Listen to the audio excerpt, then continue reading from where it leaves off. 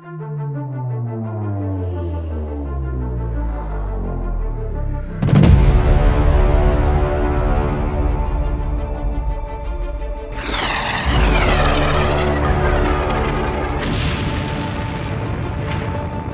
U.S. successfully tested a hypersonic missile in mid-March but kept it quiet for 2 weeks to avoid escalating tensions with Russia as President Joe Biden was about to travel to Europe, according to a defense official familiar with the matter. The hypersonic air-breathing weapon concept HAWC was launched from a B-52 bomber off the West Coast, the official said. In the first successful test of the Lockheed Martin version of the system, a booster engine accelerated the missile to high speed, at which point the air-breathing scramjet engine ignited and propelled the missile at hypersonic speeds of Mach 5 and above. The official offered scant details of the missile test, only noting the missile flew above 65,000 feet and for more than 300 miles. But even at the lower end of hypersonic range, about 3,800 miles per hour, a flight of 300 miles is less than 5 minutes. U.S. officials downplayed the significance of the Russian use of their hypersonic Kinzhal missile. Defense Secretary Lloyd Austin said he did not view it as some sort of game-changer after the Russians announced the missile launch.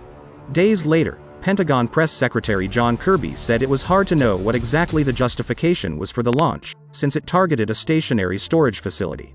"That's a pretty significant sledgehammer to take out a target like that," Kirby said at the time. The Kinzhal missile is simply an air-launched version of the Russian Iskander short-range ballistic missile. In other words, it is a variation of an established technology as opposed to a revolution in hypersonic weaponry. The U.S. test was of a more sophisticated and difficult air-breathing scramjet engine. The HAWC missile also has no warhead, instead relying on its kinetic energy to destroy the target. At the time of the U.S. test, Biden was preparing for a visit to NATO allies in Europe, including a stop in Poland where he met with Ukraine's foreign minister and defense minister.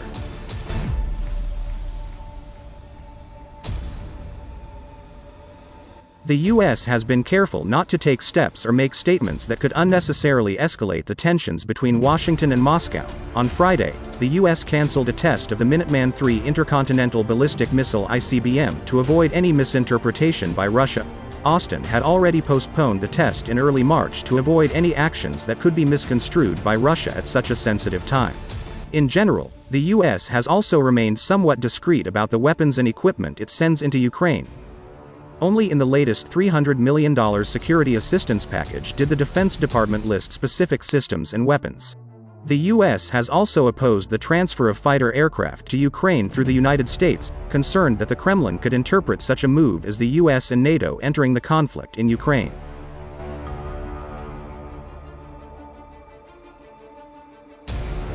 The U.S. test is the second successful test of a HAWC missile, and it is the first of the Lockheed Martin version of the weapon.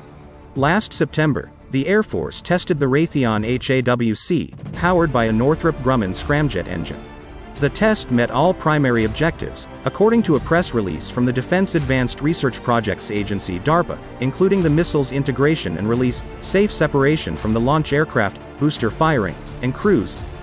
Then two officials offered few details about the flight, with no mention of how fast the missile flew or what distance it traveled. The release only stated that the missile traveled at speeds greater than Mach 5.